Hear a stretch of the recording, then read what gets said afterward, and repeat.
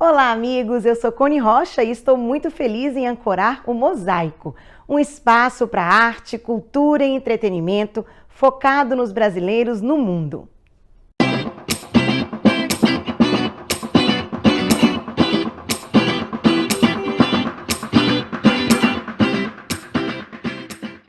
Todas as manifestações artísticas e culturais, eventos e acontecimentos ligados ao Brasil e aos brasileiros no exterior poderão ser vistos aqui no Mosaico, todos os domingos a partir das 6 da tarde, hora leste dos Estados Unidos e Canadá.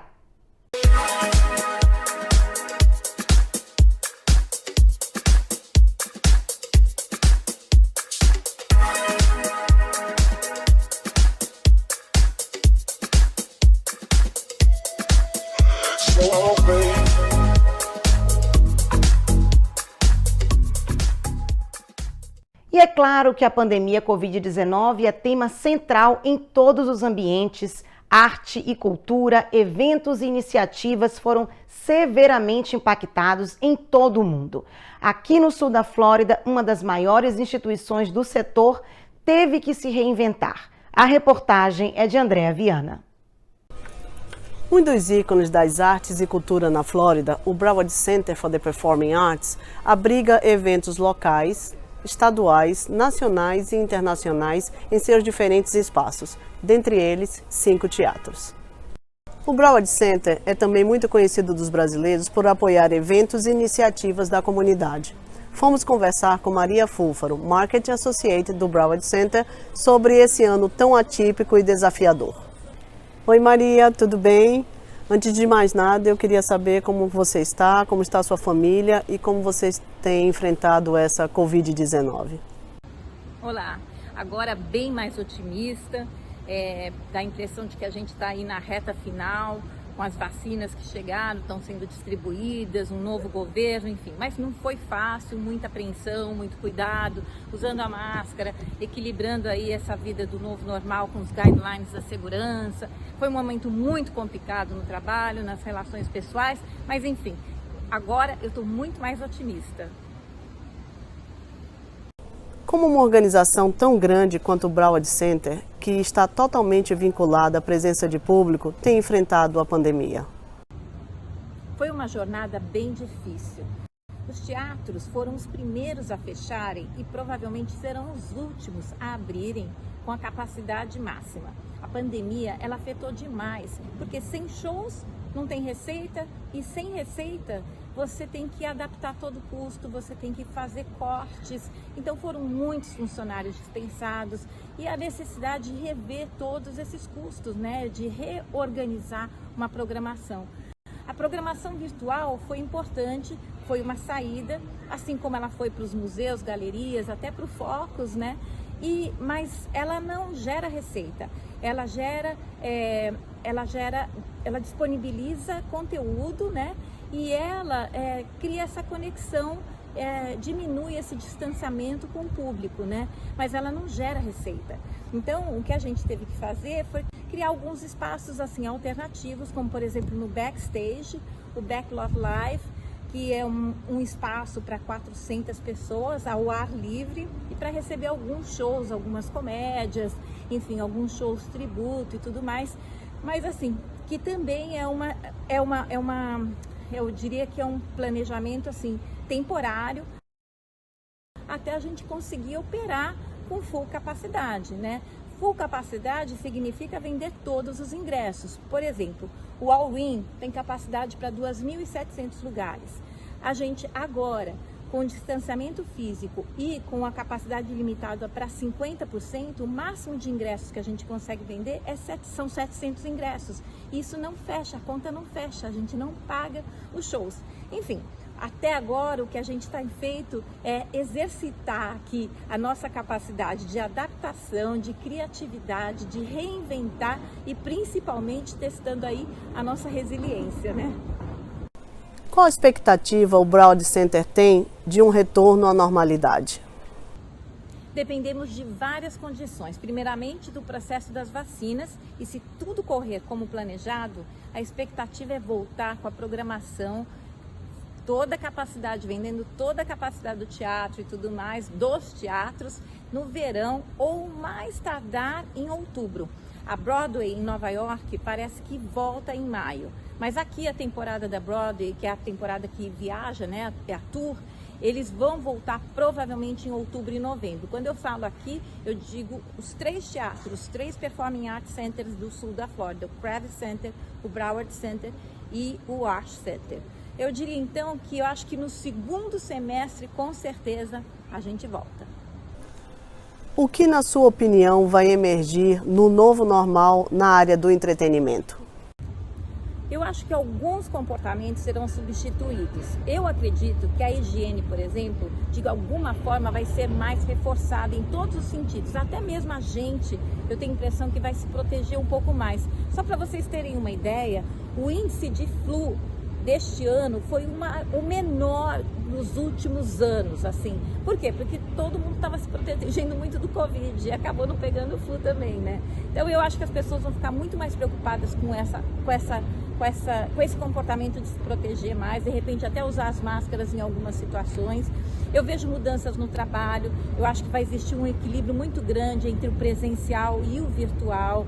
E não só o equilíbrio, eu acho que essas duas áreas, elas vão poder se complementar de alguma forma, e isso vai ser muito positivo. Mas eu acho que a hora que voltar ao presencial, essa combinação vai ser muito boa assim para você fazer um marketing de show, né? Por exemplo, você vai contratar um artista, antes ele tinha que chegar na cidade para você levar ele para a televisão e tudo mais. Hoje não, as televisões estão aceitando entrevistas através do Zoom. Então eu acho que a gente vai conseguir assim, vai mudar um pouco esse template dos marketings de shows também. Enfim, eu acho assim que de alguma forma o novo normal vai ser bem melhor. Uma surpresa na posse do novo presidente norte-americano Joe Biden, a participação da poetisa Amanda Gorman, que emocionou todo mundo. Uma artista e ativista tão jovem e com tanta coisa linda e muito séria a dizer. The loss we carry, a sea we must wade. We've braved the belly of the beast. Nascida em Los Angeles em 1998, a poetisa e ativista Amanda Gorman foca seu trabalho em temas como opressão, feminismo, raça e marginalização, além da diáspora africana. Ela foi a primeira pessoa laureada com o Prêmio de Poesia Jovem dos Estados Unidos.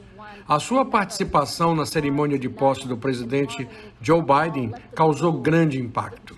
A leitura do poema The Hill We Climb emocionou pessoas no mundo inteiro e encheu de orgulho a poetas e escritores. For there is always light, if only we're brave enough to see it, if only we're brave enough to be it.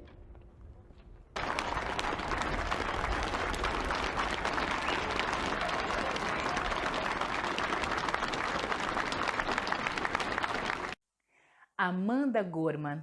Foi este o nome que ecoou em todos os jornais e redes de comunicação logo após a posse do presidente norte-americano Joe Biden.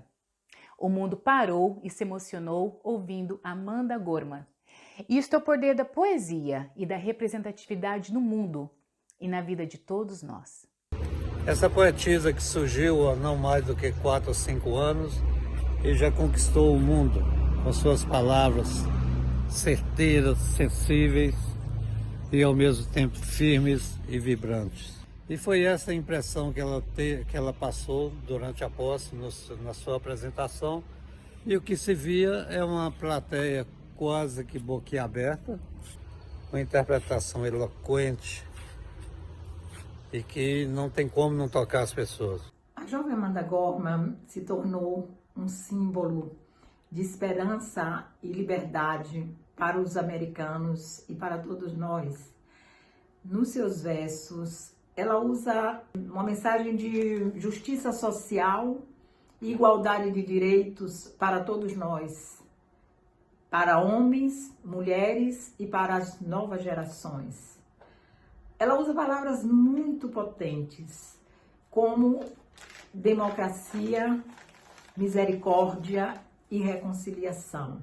Eu acho que são palavras muito importantes e muito bem colocadas para este momento em que estamos vivendo de pandemia, onde a humanidade precisa de palavras de conforto, precisa de paz, de harmonia, de solidariedade. A herança que ela promete, que ela diz para os jovens é que nós devemos construir pontes. Em vez de portar armas, se deve construir pontes. E que esta é a herança para as novas gerações. Definitivamente, para quem se viu forçado a ficar em casa por conta da pandemia, evitando contato e diminuindo o risco de contaminação, a leitura voltou a ocupar um espaço nobre. Com muito tempo ficando em casa, mais do que nunca os livros se tornaram uma opção de passatempo, lazer e conhecimento. Com a explosão de consumo literário no formato digital, o fato é que, estimam os especialistas, nunca se leu tanto quanto em 2020. Nós fomos saber da escritora e editora Nereide Santa Rosa, da Underline Publishing e da Academia Internacional de Literatura Brasileira, como ela vê essa relação entre a pandemia e os livros. Vocês podem reparar que no início da pandemia, nós víamos muitas expressões musicais, pessoas cantando na varanda, havia assim uma ênfase nesse aspecto. Porém, isso foi diminuindo. Então, o livro foi tomando conta, né? Os livros nas estantes começaram a ser procurados pelos leitores, né? E, além disso, nas escolas online também, o livro se tornou um instrumento importante para a criança entender o mundo. Fala-se também no fenômeno da multiplicação de lançamentos literários, surpreendendo quem apostou em recesso dessa atividade. Isso procede? Pois é, a multiplicação de lançamentos literários este ano surpreendeu. Tanto antologias que tratavam da pandemia como tema, eu acho que isso foi um grande passo significativo quando as pessoas quiseram se expor e falar sobre o que estavam sentindo, né? Além disso, a participação dos escritores em todos os eventos literários do Focus Brasil foi fantástica. Nós temos mais de 350 membros da Academia Internacional de Literatura Brasileira, 1.700 membros da página do Facebook do Focus Brasil New York, e tivemos a participação de 130 escritores efetivamente participando do Encontro Mundial de Literatura Brasileira do Focus Brasil New York. Como a editora Underline Publishing enfrentou a pandemia, sua rotina de trabalho foi alterada? Está lançando livros? A nossa editora está enfrentando a pandemia com muito trabalho, com muitas publicações e muitos lançamentos. Estamos trabalhando intensamente. A nossa rotina é lançar pelo menos 2 a 3 livros por mês. Nós tivemos uma grande procura de escritores que mandaram seus manuscritos para a Underline, que foram analisados, e nossos lançamentos se multiplicaram. Nós publicamos em 2020 cerca de 20 livros, e em 2021 já temos agendados para o ano inteiro e um cronograma de trabalho intenso, e para 2022 que estamos recebendo as publicações novas. Qual a sua sugestão de 3 livros para quem quer descobrir novos autores? Aqui nós temos o Observando Estrelas, do Carlos Borges, que foi um dos primeiros lançamentos da Underline Publishing. É um livro que ele conta sobre grandes nomes e estrelas do cenário, da arte, da cultura, da música popular brasileira, tudo que ele viveu e vivenciou, né, durante a sua carreira. Outro livro que eu gostaria de recomendar é o mais recente lançamento nosso, que é o Comissa Genó, da Márcia Cambeba. São narrativas poéticas dos seres da floresta. A Márcia Cambeba é uma representante da literatura indígena. E, finalmente, eu recomendo As Aventuras de Formiga e Capitão, escrito por mim e pela Heloísa Schurman, e conta para as crianças toda a viagem que eles fizeram, que a família Schurman fez, ao redor do mundo. Um livro surpreendente e um livro divertido. Criatividade e cooperação foram palavras-chave na realização de um projeto artístico em Boston, idealizado por Cid Degois. Esse foi um dos destaques na área de artes visuais no dificílimo ano de 2020. Como o próprio idealizador do projeto define, Unmasked faz uma exploração artística do que está por trás das máscaras, em que elas incorporam elementos perigosos, surpreendentes e reveladores da individualidade humana. A inspiração veio do livro Metamorfose, de Kafka, e da letra da música de Raul Seixas, Mosca na Sopa. A ideia é criar máscaras, criar seres em que teriam seus corpos pintados, eles seriam fotografados. Todo o processo começou com papel reciclado, em que eu criei essas máscaras, e através dessas máscaras, Andresa Moon criou todo um trabalho de pintura corporal. E ele falou comigo que tinha um projeto para fazer comigo e me apresentou as máscaras, e eu super apaixonei com essas máscaras. Convidamos a Vanessa Lara, né, que é uma super fotógrafa aí da nossa comunidade brasileira, para tentarmos juntos fazer um evento, né, com várias outras pessoas, onde iríamos trabalhar com pintura corporal e incorporar também as máscaras do Cid. A fotógrafa Vanessa Lara, que faz parte do trio criativo do projeto, fala sobre essa experiência. Em 2020, tive o prazer de participar do projeto Unmasked, convidada por Cid Degois e Andresa Moon, ambos artistas plásticos, e que trouxe uma proposta muito legal, que é falar dos insetos que existem dentro de nós, que são as nossas imperfeições, e que queremos ser respeitados por sermos indivíduos únicos, independente das nossas escolhas ou dos nossos rótulos. Chegou a hora de nos desmascararmos, incomode a quem incomodar. Esse processo foi um processo onde 3 artistas que não se conhecem muito acabam criando um projeto de regeneração da nossa própria arte e também levar uma mensagem de esperança, que mesmo juntando 3 artistas, nós não perdemos a nossa individualidade, que é única. A artista multimídia Andresa Moon ressalta o planejamento e uma pessoa em especial que fez parte do grupo de modelos. Eu também fiz questão de planejar fazer croquis antes do processo de pintura, porque daquele croquis eu consegui planejar as cores, a gente consegue planejar, também tive uma seleção com os modelos, quem que ia usar, quem que ia ser tal coisa. Tive a honra também de ter a minha filha participando desse processo, então para mim foi muito mais especial. Minha filha, a Luna, foi uma das modelos aí, participou. Eu achei de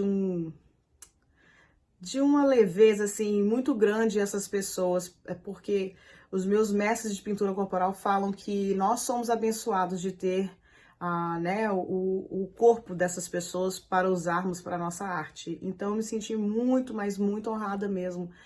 Apesar de nós sermos seres únicos, quando nós nos juntamos com outros seres únicos, podemos criar algo belo, algo transformador. Então, tem que ter criatividade para viver de arte, mas sem desacreditar na sua identidade única. Essa é a mensagem do Unmasked.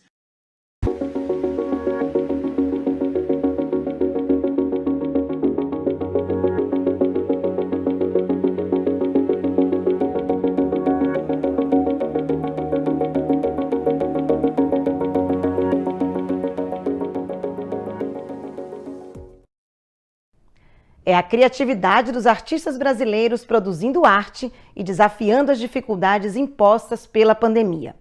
Mas agora vamos falar de uma cidade incrível, onde residem muitos brasileiros, mas, curiosamente, nem sempre aparece na lista de cidades a serem visitadas aqui nos Estados Unidos. De Atlanta fala Isabel Flores.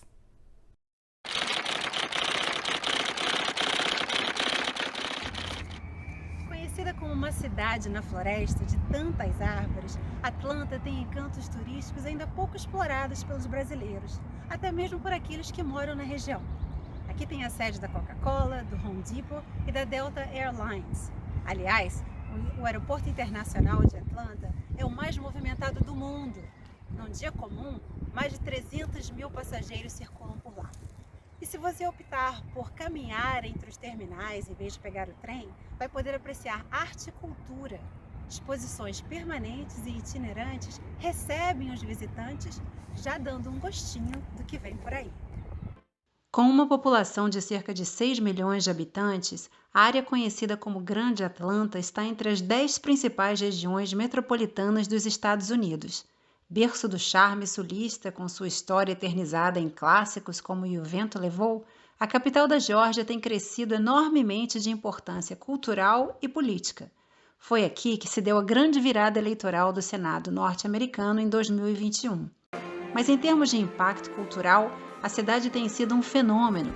Radicada na cidade há mais de 20 anos, a musicista brasileira Corina Brito é entusiasta deste processo. Atlanta é um prato cheio.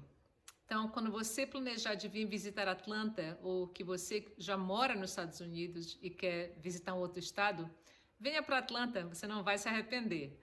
Por exemplo, no centro de Atlanta, na área do downtown, tem um complexo cultural chamado Woodworth Art Center, que tem o High Museum, um museu fantástico com exposições permanentes e exposições visitantes também. Há a Orquestra Sinfônica de Atlanta, uma orquestra top-notch, assim, de primeira qualidade. Por sinal, quando eu optei de morar em Atlanta, o teste final foi ver um concerto da orquestra e quando eu fui ao concerto, digo, tá aprovado, vamos morar aqui. Temos também no Jardim Botânico de Atlanta, todos os anos eles fazem exibições com esculturas em plantas. Uma coisa realmente maravilhosa, que não dá para perder. Muita gente viaja até de outros estados, vem para Atlanta para ver essas exposições, porque realmente elas são imperdíveis. Mas enfim, opções tem várias de tipos de arte. Você deve saber que Atlanta é um grande centro da cultura hip-hop, né? E temos vários artistas aqui que já ganharam um Grammy que moram aqui.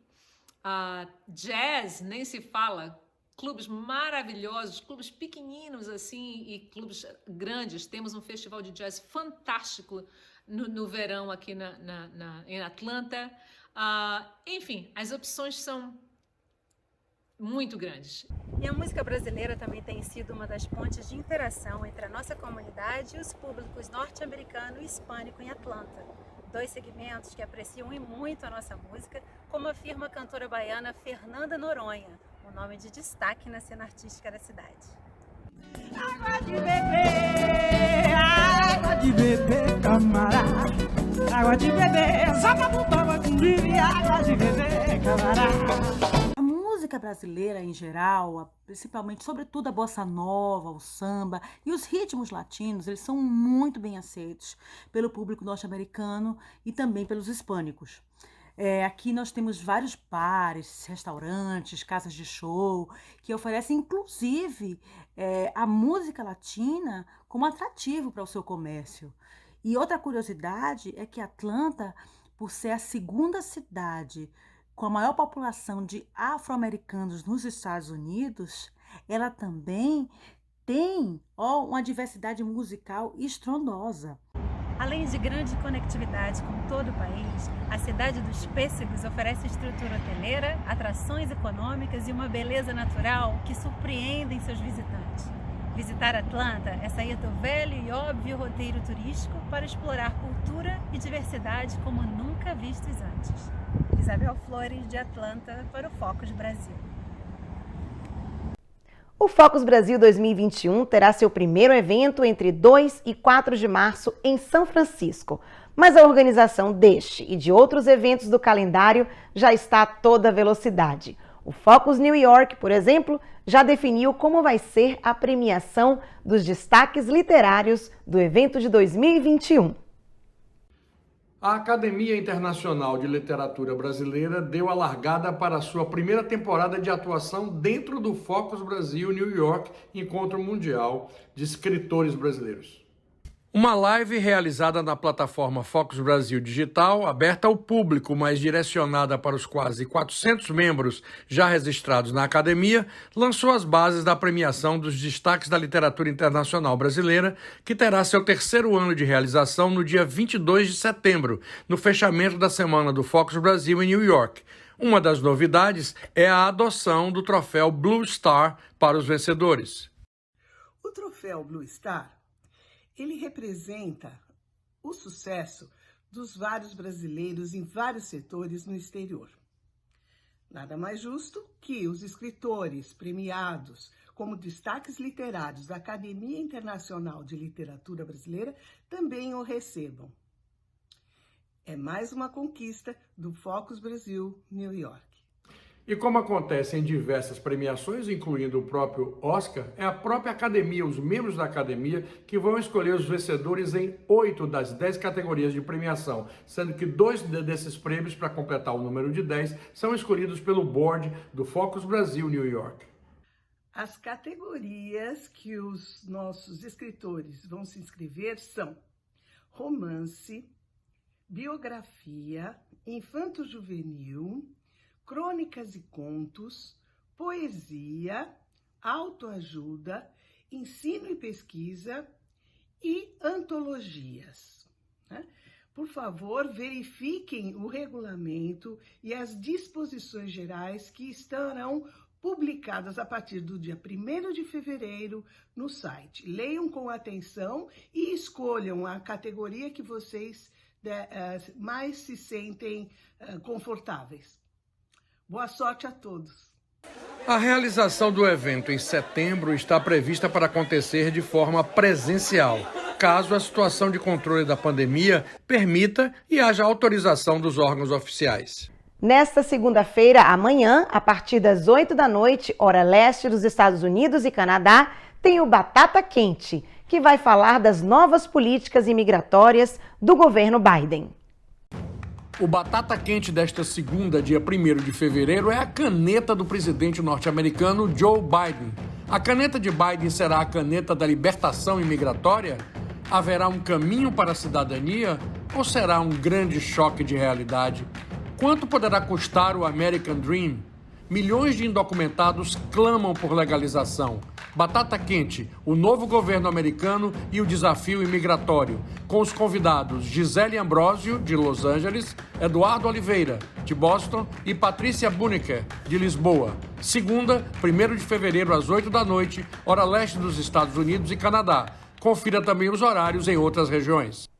E o Mosaico vai ficando por aqui. Agradecemos a todos os que nos acompanharam até agora e sempre estamos abertos a sugestões e ideias para que a gente possa fazer um programa ainda melhor. Até domingo!